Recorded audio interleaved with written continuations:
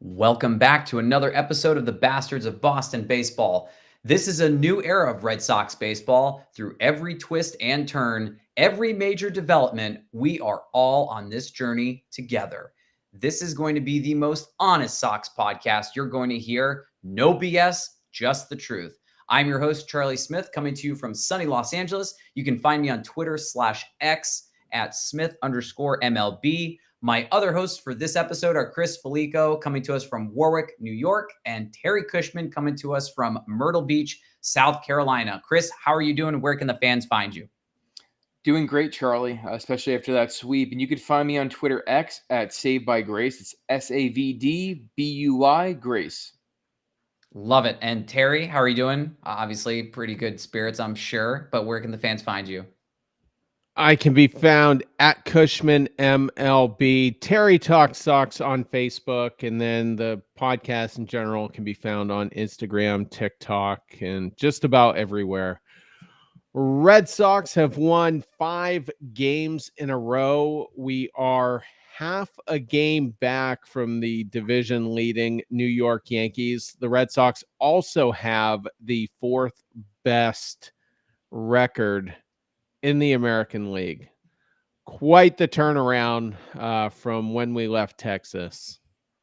Absolutely unreal when you outscore your opponents 36-20. I mean, they dropped an 18 bomb in game 3 this evening. I mean, just no words for that. Absolutely insane. I mean, at one point, we had scored more runs today than they had scored in the series with 18.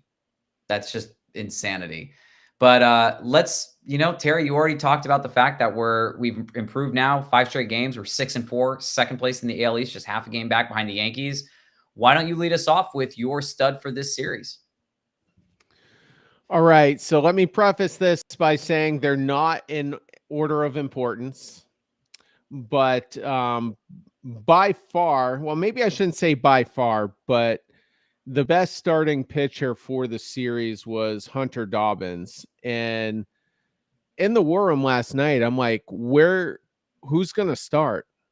Who do we have? We know Newcomb is going in game 1 of the doubleheader, and I'm thinking initially we thought possibly Fulmer. I thought Newcomb could be DFA'd. Maybe it was already planned for them to DFA him after the first game to get Fulmer onto the 40-man so he can pitch that game.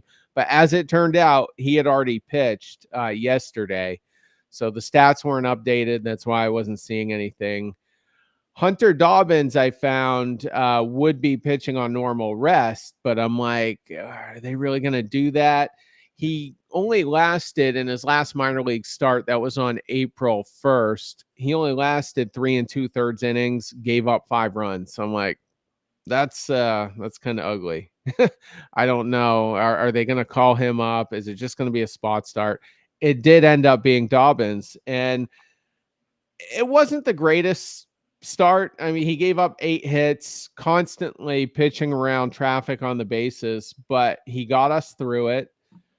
Went 5 full innings, only gave up 2 earned runs, struck out 5, walked 2. So good enough. And coming into this game, you already knew you weren't going to have Chapman because he closed out game 1. You weren't going to have Slayton. He pitched the 7th or 8th inning of game 1. So your bullpen, some of your best relievers are gone, and you've got a Cardinals lineup here that was white hot coming into the start. And I thought he pulled it together, walked the tightrope, got it done. Walker Buehler did not look good on in the home opener on Friday, and Sean Newcomb didn't look terrible, but that game, I don't know. He didn't have the same run support that Dobbins had, but my expectations were the lowest for Dobbins, and it was a good debut. His family was there. They didn't have much time to get to the park. They basically pulled an all-nighter traveling from West Texas to Fenway Park, and I'm sure it's a night they'll never forget. Absolutely. Chris, anything you want to add? Yeah, I mean, as far as Dobbins, I thought he was phenomenal, especially going into the fact that we had the 2 games. really wanted the sweep. I thought he pitched well. As far as my stud, I went with Abreu. I was really going between Abreu and Bregman, and I give the tiebreaker to Abreu because they both had 6 hits in the series. I know Bregman had 7 RBIs and Abreu only had 6, but his 6 RBIs were a lot more impactful throughout the series. Like I think about game 1, that game kind of got close. It became 6-5 game, and he kind of like got us a little bit of a cushion, making it 7-6. I'm sorry, 7-5 at that point. Then obviously had the walk off today in extra innings, which was phenomenal. And then today we were down 1-0 in the blink of an eye in the first inning. He ties it back up 1-0 and then kind of breaks the game open when it was 4-1, makes it 6-1. So I just thought he had more meaningful at bats in this series. So I'm going with Abreu. Yeah, no, I hear it really quickly. I actually was similar to what Terry was talking about, just because I wanted to briefly talk about him. Last year, when you look at his numbers for AA and AAA, in AAA, didn't do that bad. Granted, it was a really small sample size. Impressed with the fact that he was able to get a strikeout an inning on the average. So I think that's, something to look forward to. Our starting pitching really was only able to survive and get those wins because the offense just absolutely went postal. I mean, it's when you drop over 30 runs in 3 games, you've more than exceeded expectations. You're on another stratosphere. So really nice to see that. And Chris, to your point, I actually agree with you on Wilyer Abreu. This guy was so consistently, being clutch in each game. It wasn't, to your point with Bregman, who had 6 RBIs in 1 game, while he led the team in RBIs for the series, Wilyer Abreu was able to impact each game. Bregman didn't really do anything in one of the games. Wilyer Abreu did everything possible to be relevant in all 3 games. And I mean, it's a testament to what he's done so far. Even right now, we've had 10 games. I know it's, a very, very small sample size, but Wilyer Abreu is hitting 483. His sluggage is almost 900. The guy's absolutely torching it. So people can say whatever they want to say. He's leading the team in RBIs. Bregman had, again, 6 today in the 3rd game. That puts him up to 10. Abreu had 3. That puts him up to 12. So already, I mean, I don't think anybody, guns to our heads, would have thought that Wilyer Abreu would be leading the team in batting average or RBIs this early on in the season. So credit to both of them. Terry, anything you wanted to add about Abreu? Tons. You go back to game 2, and we're down 4-2 in the 9th, and all hell breaks loose when the Red Sox come up. Tons of walks, a couple key hits there. One of them from Romy Gonzalez, and Jarren Duran came up right before Abreu, and Duran hadn't been good all game. He was 0 for 5. Struck out a couple of times, and I'm like, I just don't want to see a double play here. And actually, I'm getting my innings mixed up. That was the 9th inning. My bad. Who struck out before? Let's see, Abreu. I don't know if it was Campbell or Story, but Abreu came up. My bad. Abreu came up, and I think the bases were loaded, and I knew the game was about to be over. You could just feel it. You knew the walk-off was going to happen. He had the steadiest at bat, and we've gotten to know Abreu by now. He's a physically strong guy in the batter's box. He can muscle that ball. He's got tons of exit velocity and all the momentum in the world. I mean, 6 for 12 on the series. He was 3 for 5 in the first game with a home run. Got a key RBI hit in the middle game today. Continued after that game, was 2 for 6 with 3 ribbies. But getting back to that middle game, I just knew the game was going to end. I just knew it. And he ripped one right off the monster. Alex Bregman came home, and it was a big hit because we didn't know what Hunter Dobbins was going to do in game 3. And when we were still down in the 9th, the inning where all hell broke loose, I'm thinking, man, we just blew this game. One of our best relievers got used. We're going to lose game 3 with the rookie, and we're going to be down. We're going to be 2 games under 500 again. That's where I was at. That at the during the 9th inning, I'm like, this is so bad.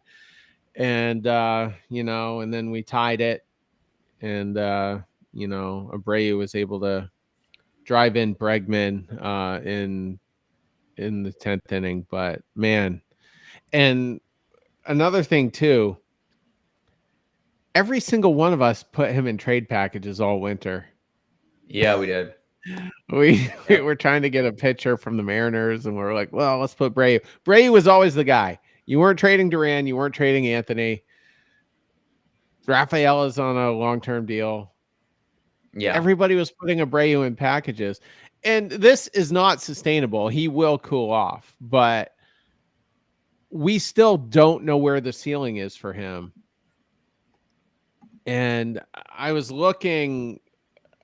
trying to see if there were any mock trade packages over the winter, and all I was seeing was trade packages in the last 48 hours. There's Atlanta writers trying to give us, I forget the prospect that they were trying to give us. And then a Detroit writer was trying to do a mock package where we would get Ibanez and then their top catching prospect who's in the MLB top 100. The Tigers have a catching prospect that's got tons of power, and obviously, you can't be too impressed with Connor Wong. The defensive aspect of things are always going to be a concern for him. So I don't know what's going to happen with Abreu, but I guarantee you Craig Breslow's phone is going to be blowing up with calls and texts. What will it take? You guys have a major surplus in your outfield. What will it take to get Abreu? And maybe he's untouchable. I don't know.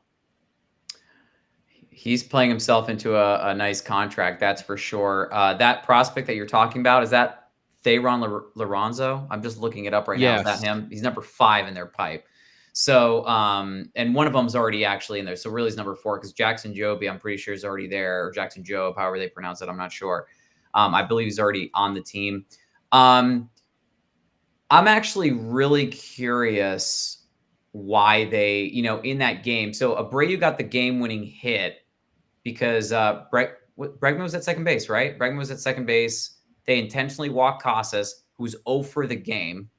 So they walked someone who hadn't done anything to face a guy who had been hot. To me, it didn't make any sense. I mean, he'd had their number. He's had everybody's number, it feels like, all season long. So I thought that was just a stupid game playing decision. It was to no benefit. I mean, you're going to try to get someone who's got the power and the ability to get on base. You're praying for a double play ball with Willie Abreu.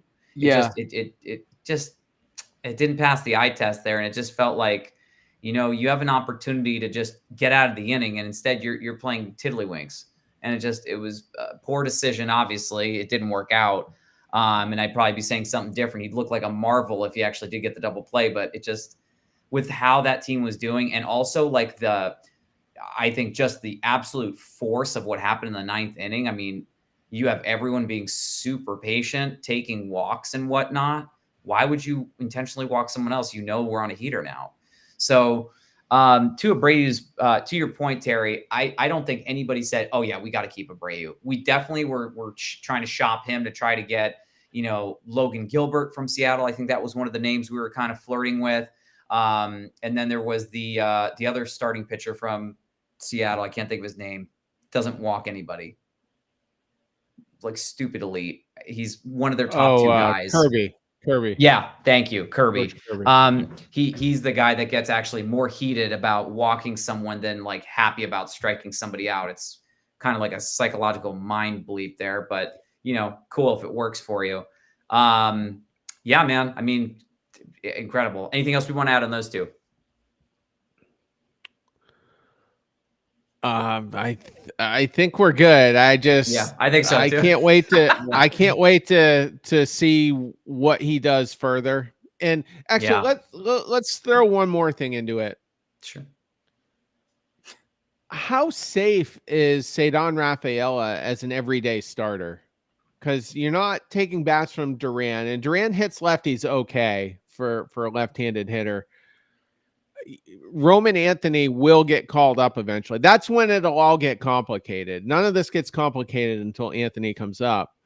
Anthony also hits lefties very well. In fact, coming into the year throughout the minors, he actually has reverse splits. He hits lefties better than he does righties. So when Anthony comes up and you're hell-bent to hang on to Abreu, I don't know what you do with Rafaela. Yeah, it's funny you say that, Terry.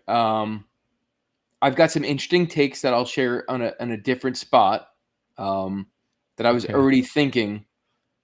But to give a little bit of a sneak peek, I think it's an interesting question. We're going to have to see what happens with Abreu. Obviously, he's going to cool down. But the question is how much, and can he sustain any level of success, right? And just be an average hitter or an above average hitter to the point where it forces Rafaela out of this lineup. Or even potentially other people, which we'll get into in another point. So I don't think he's going anywhere right now. I mean, you just gave him a stupid contract. I hear what you're saying because we still have players that have not played and are coming back from IL. So trying to get people regular opportunities is going to be difficult, but you're not going to take certain bats out of your lineup. It's like, oh, well, maybe he could just be the DH. No, that's not happening. No, you can't put him at third base. That's reserved. Second base, reserved.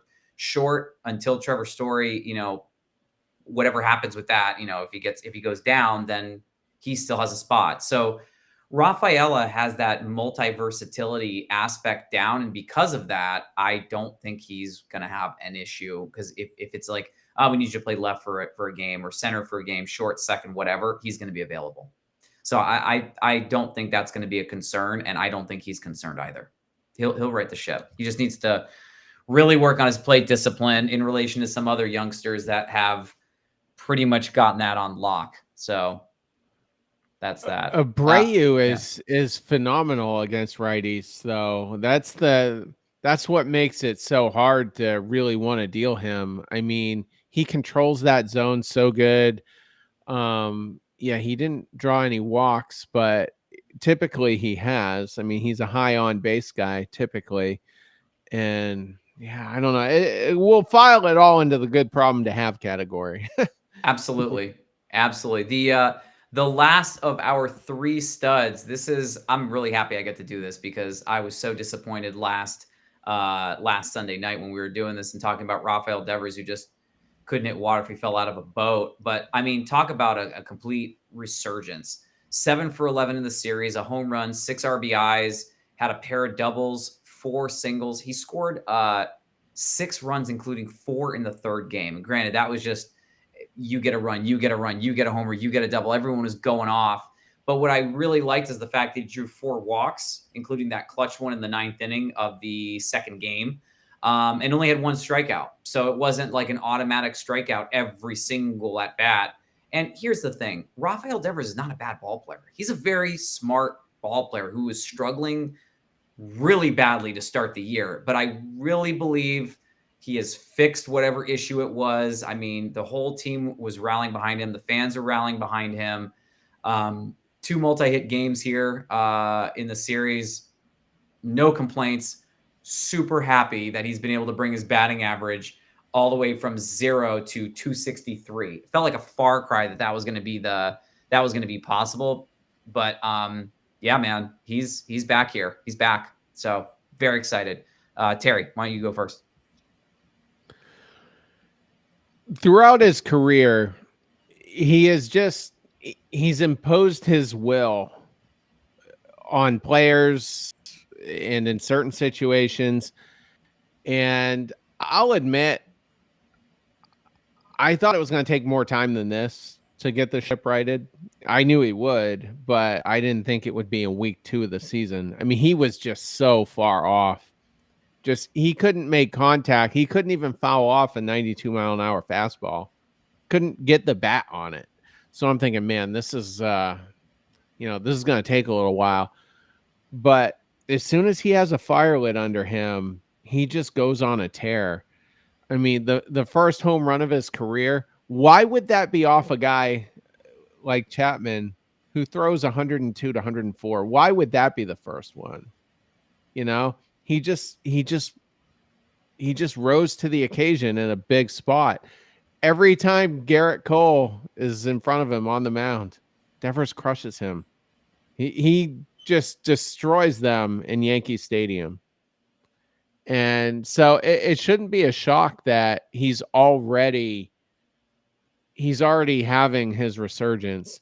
And he's hitting everything. He's hitting fastballs, he's hitting sinkers, he's hitting off-speed stuff. There's no flaw anymore. There's no hole in his game. Pitchers don't know how to attack him. And it's a good thing. And I had a tweet earlier. I said Bregman is great, but he'll never be more badass than Devers. I mean, who on this team right now, if we're in a playoff game in a big spot, well, I guess Abreu would be appropriate, given the week. So, but I mean, who are you taking? I'm taking Devers every time.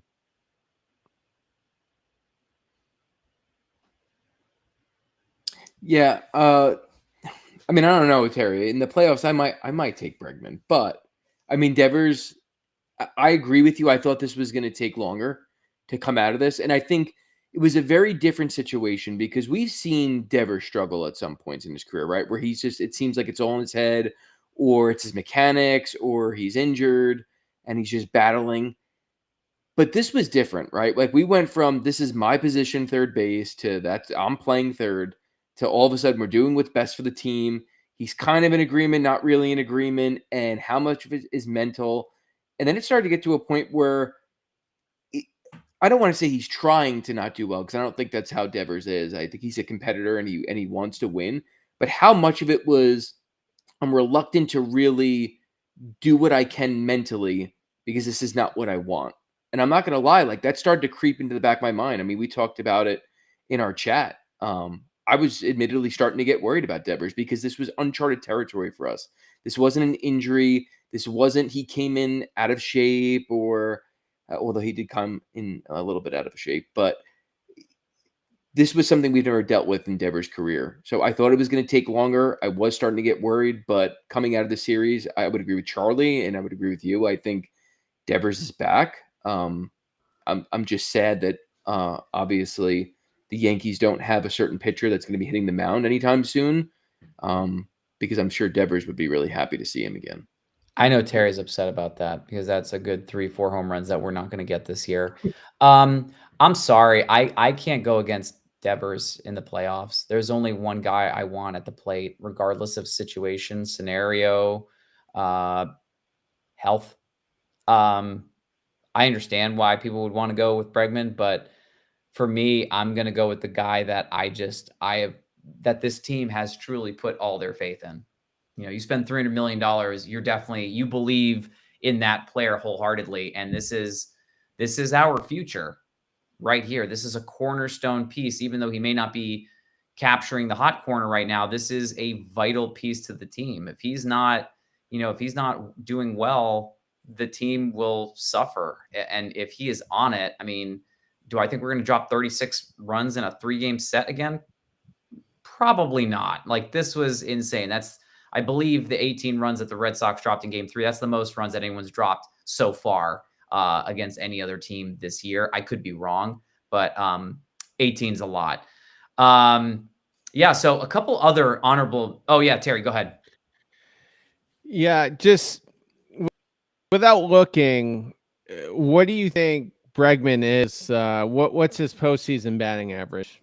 Not that that's the be all and end all, but well, he's done well in the postseason. Like he's had, got it. But you're counting every year, including the year that they had the trash cans? His whole career. Batting average 275 career. And that includes that amplified crazy year where he just went off like everybody else, but for the home games. You're going to tell me it's something lower than that, isn't it? It's 238. It is 238. Wow. And wow. Just so you know, I mean, the trash can postseason, he wasn't spectacular at all. I mean, in the ALDS, he batted 222. He was far worse in the ALCS against the Yankees at 167, and then hit 233 against the Dodgers in the World Series. So he's had better postseasons, or a better series later into his career, into the postseason. Devers, on the other hand, and I bring this up every so often, and this is a small sample size. Bregman's played 99 games. How many? And then Devers 89. 99. Yeah. Oh, 99. Yeah. Okay. And Devers only played 26, so roughly a quarter of that. So smaller sample size, but Devers is a 303 hitter in the postseason. Did a lot of damage in 2021 as well. 5 home runs in that postseason. But go ahead. I was gonna say one thing I realized. So yeah, he's hitting over 326 career games. He's off by 70 or so. Devers has only gotten singles or home runs. He's never had a double or a triple in the postseason. Wow. Okay. That's crazy. I mean, someone who's just an absolute banger, you'd think this guy's gonna definitely hit a couple of them, not one. I'm actually one of his surprised. home runs was actually an inside the park home run. I remember against the Astros in 17. Yeah. Right. That was crazy. Chris Sale game. Yeah. No double. And then that's wild. Last thing on Devers, at the height of his slump, last week, people were saying, I knew we shouldn't have, kept him over Mookie and all that. I'm taking Devers a million times out of a million over Mookie Betts in the postseason. Okay. 100%. Mookie did have a good one this year, and was pretty productive, but thank God. I'm a Devers guy, and I'll point this out one more time too. He's 28 years old. How old was Big Papi when he came to the Red Sox? Probably 29, 30. 28 years old. I guess he was 20. Yeah. So he's at the same exact point. Now he's playing the same exact position. I'm hardcore pro Devers, and I always have been. So yeah, I'll never forget 2020. Oh God, was it 2023? Mookie Betts didn't have a single hit in the postseason. Yeah, for what, 16 or 14 something like that. I can't remember. He didn't get a hit. He drew a walk, and that was it. I couldn't believe it. It was insane. But this isn't the Mookie Betts show. This is the Bastard show. So we're going to talk about some other studs. Honorable mentions: Jarren Duran, 5 for 16 in the series. Might have been 5 for 17. I have to double check that one.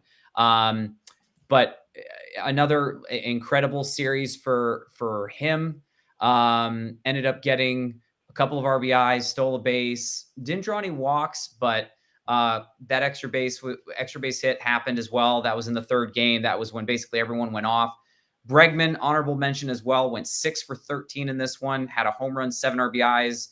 Chris was talking about earlier, 6 RBIs in game 3, had 5 runs. Christian Campbell, I know he only had a couple of hits, still drew 3 walks. So got, on base 5 different times. And I just don't think it's something you can discount. They're talking a lot about Christian Campbell when he got his extension. And I think one thing that I wish that I heard them say wasn't, like he wasn't a first round pick and he wasn't like, you're saying all these things that aren't necessarily positive, but what they should have really honed in on was the fact that, yes, we've been working on developing, but this he works incredibly hard. He was, not even on the planet last year, and then very quickly rose the ranks because of his work ethic and dedication. I think that was something that they should have hit on at the beginning. Super deserving of the contract. He's already, starting to pay it forward. It's great. Trevor Story, I'm also putting that on the list. He scored a run in each one of the games, averaging an RBI a game. Obviously, they all came in the first one. He had a home run and 3 RBIs. Cedar Rafaela had a really good third game. Otherwise, was 0 for 4. And then I'm actually putting Chapman in this one too. He got the save in game 1. He registered the win in game 2 when we walked it off. So an inning and a third, 2 walks, 2 strikeouts. I know Jason is going to talk about the fact that he can, walk the bases loaded and that won't be ugly. But he came in and just got the job done for the first 2 games. So I'm happy they didn't try to have him pitch in the 3rd game. There was absolutely no need for that. But yeah, man, I mean, there was so many players that went off in the series. Typically, we have 3 studs and we might have 1 or 2 honorable mentions, but I just didn't find it to be very genuine if we didn't shout out all these other guys that also went off in at the very least one of the games. So anything else you guys want to add, either for Duran, Bregman, Campbell, Story, Rafaela, Chapman, or anybody else you guys wanted to shout out? Yeah, I agree with all of them. I think Chapman is a big one, that it's kind of going to fly under the radar, especially with the amount of runs that we scored in this, because we forget, like, that first game shouldn't have been that close. I think it was a 13-9 was the final.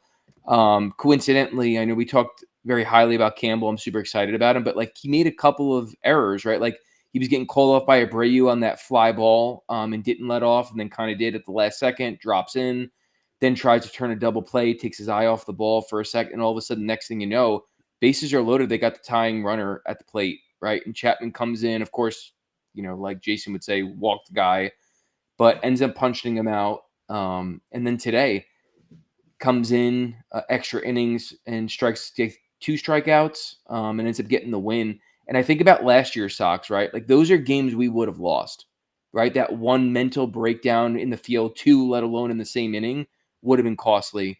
And then to tie it up, get to extra innings, we probably lose that game last year. And those are 2 games that we end up winning. So as much as I'm not the biggest Chapman fan, I'll give him his flowers. Yeah. So for Chapman, when he came in for the 2nd game, he struck out Scott.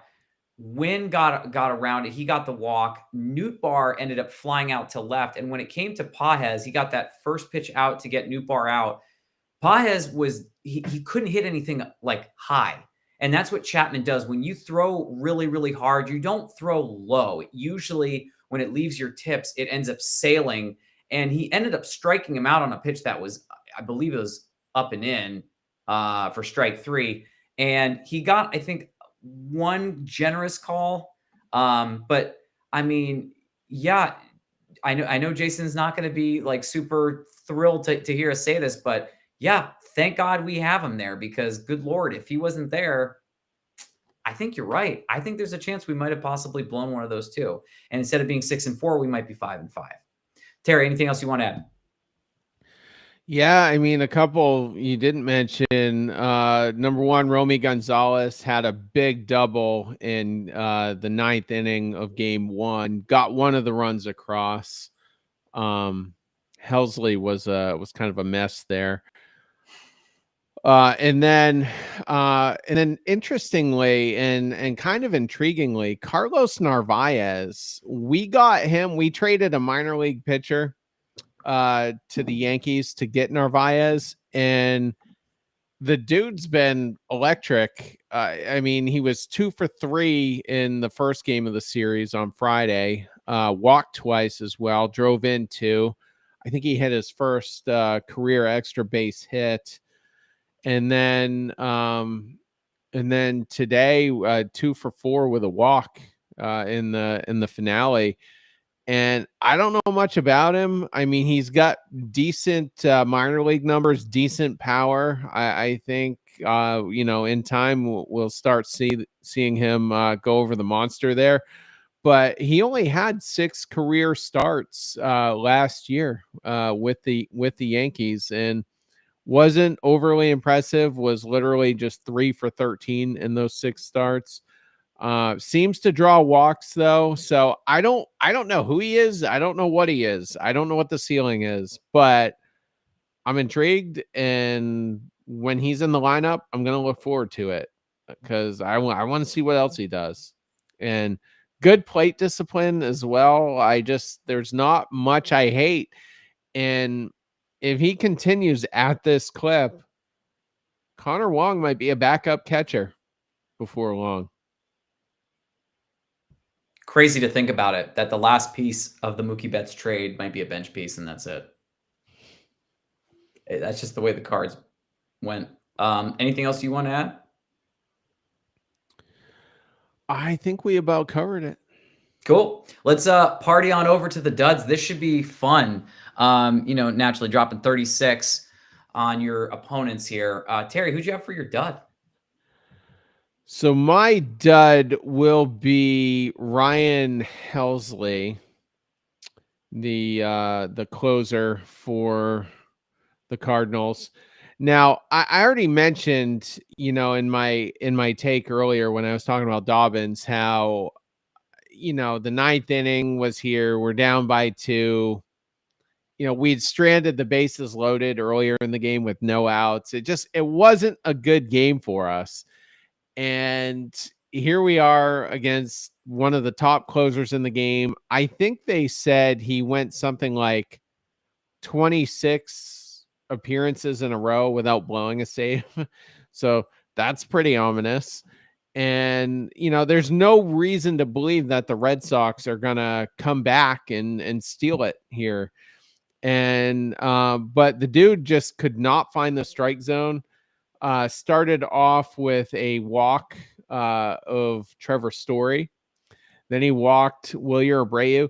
And it wasn't like he was wild, but he just wasn't, for a guy who's trying to paint the corners and the the outer edges of the strike zone. He was just a little bit off. So he gives up 2 walks. Then he gives up. He does get Campbell to line out. Then he gives up the Romy Gonzalez double. Then he walks Connor Wong, strikes out Jaron Duran. And that's the second out of the inning. We're still down by 1. Walks Devers after being ahead in the count. 2 strikes, no walks. Devers battles back to draw the walk. And then let's see. I'm sorry. And the Devers walk actually was an RBI because the bases were loaded. Right. And then of course Bregman strikes out. But lots of damage done, lots of batters faced. It was a big spot. It was, like I said, there was no real reason to believe the Red Sox were going to come away, to tie the game there, to take it to the 10th inning. But they did, and I'm sure Helsley is looking forward to not coming back to Fenway Park for the rest of the season. For a while, yeah. Chris, anything you want to add to Helsley? Yeah, I mean, in your words, Terry, I think it's like Helsley was low-hanging fruit, but I think about when you keep it in perspective of last year's team, and again, I'm going to bring up last year's team a lot, probably when I'm on this podcast. It's like that's the scenario going into that moment. You're thinking everything is against us. The Sox are going to lay down, and like this is a game we were winning 2-1. Whitlock lets them tie it up, and then gives up another hit, and all of a sudden now it's 4-2, and that's a game we lose, right? And we're not going to steal it from them. And it's funny, I was watching both broadcasts. I was flipping between the MLB app, and I was watching the Cardinals broadcast and our broadcast. And the Cardinals broadcast kept being like, oh, he's all over the place. But like to your point, when you really looked at Helsley, like he was just missing on a lot of those pitches. He wasn't really all over the place. He just wasn't getting some calls. And it started to get to him, and he kept trying to nibble in the same spots, and he just wasn't getting it. And one guy I did mean to, it was in my notes, Malachi Moore, the home plate umpire, was phenomenal. Like he had some tough calls. They were all accurate based on the animated strike zone, automated, or whatever you want to call it. And, there were even some calls where I was hoping the Red Sox pitcher might get the benefit of the doubt, but he was consistent all game. He called it consistent for both sides. For sure. Yeah. And it was tough calls on both sides. But again, we end up drawing all those walks, and we fight back and claw, and we end up winning. So yeah, I agree. Yeah, I'm going to say this much. I think the plate discipline that the Red Sox showed in the bottom half of that inning was incredible. Helsley did not have his stuff. It's been 3 years since he's been elite, borderline like best closer in potentially all of baseball. He had fallen off the year after like the 2022 season where he just went postal. And then last year did better. And I don't think that Helsley has like completely lost it and fallen off. But if you look at the at bat by at bat, he lost Story on 5 pitches. He walked Abreu on 4 straight. And then Campbell, who ended up lining out, he was down 3-1 on him. He just did not have it today. So we stole one from the Cardinals, not because of being over aggressive. It was actually the opposite of not being aggressive at all. And that worked to our benefit because he just did not have it. And, if you're going to, walk the bases loaded, I'm going to reference Jason again for this one because I know he thinks that Chapman might do it. And it's possible. It wouldn't be the first time he's done it, but it wasn't him who did it this time. And getting into a situation with the bases loaded and 1 out, not good. When you walk a couple guys and then you give up a double, Terry mentioned it already, really, really clutch. That brought this game within 1. And then you walk Connor Wong, who has not been a threat at all this year. Didn't feel like a threat during spring training, did not feel like a threat at all for the first 9 games, 8 games of the season. And then after him, you've got Duran and Devers. So you have to go after Jarren Duran. He did that. He got him looking at the first one. He fouled off the second one, and then he got him swinging at 100-mile-an-hour heat on the third one. He just was not ready for it. So completely changed up the speeds on him and went up and in too, which didn't help. That's a really hard pitch to try to hit. And when you're down 0-2, not fun. So then you face Devers, who has been on fire after starting off as cold as ice. And Terry talked about it. You have him down 0-2. You cannot lose this guy. You want to throw a waste pitch? Have at it. 2, I don't know. You've been kind of rubbish this appearance. And then you lose him on 4 straight after that. If you're Devers, you have got to feel so confident right now. Like, it doesn't matter. Like, I can't do anything wrong right now. I'm either getting hits or I'm getting walked. So very seldomly do you see a reliever or a pitcher, let alone your closer, who's supposed to be pinpoint accurate, walk more than 3 guys in a game. Pretty sure it's the first time he's done that in his career. It'll probably be the last.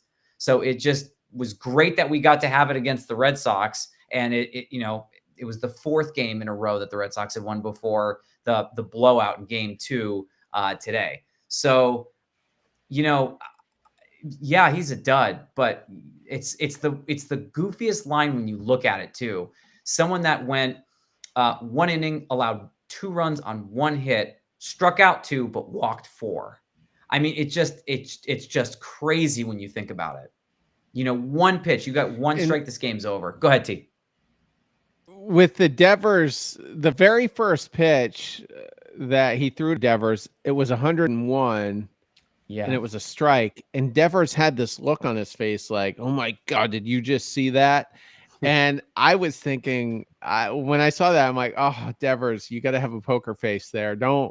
If you make that face on that pitch, guess what you're getting next? And again, and again. And he was, as we said with Devers, I mean, he was hitting every type of pitch. He was hitting fastballs, but ideally he wouldn't get just blitzed with nothing but fastballs. I don't think that would be a good thing, but it worked out. The very next pitch was a strike, and then 4 balls in a row. So yeah, Helsley, I'll say this, even though he's a dud, he's going to be coveted by late July, and they'll move him if the right package comes along. Yeah, I agree too. I mean, if you have the opportunity, will the Dodgers get him? Maybe there's a package that they could do to get yet another reliever. Yeah, he'll be their closer. 6th inning. He'll be their 6th inning. Exactly, right? It's just that's a joke. They obviously they don't need it. Although the Dodgers managed to lose another one today, I still think they're the best team in baseball, and it's not even funny. But Blake Snell went down. Like, they lost another starter. Like, people say, oh yeah, for all that money you spend, like, you should be walking over teams, even without some of their main guns. Like, Shohei still hasn't started. He's not pitching yet. He's doing bullpens right now. There's no rush to get him back. And even if they're 3, 4, 5 games out of first place, which I don't anticipate being the case, I still would not be worried. That's the one team in baseball that has nothing to worry about and always finds a way to plug a hole with something better than it was before. But Helsley will find another home if St. Louis is going to go full out fire sale. And I wouldn't be shocked if that happened. I really wouldn't. Anything else that you guys want to add? No. Right on. Well, I want to thank you both for joining me, and for all of our dedicated and loyal listeners. We appreciate you. We can't wait to interact with you, and we will catch you on another one soon. Everyone, take care.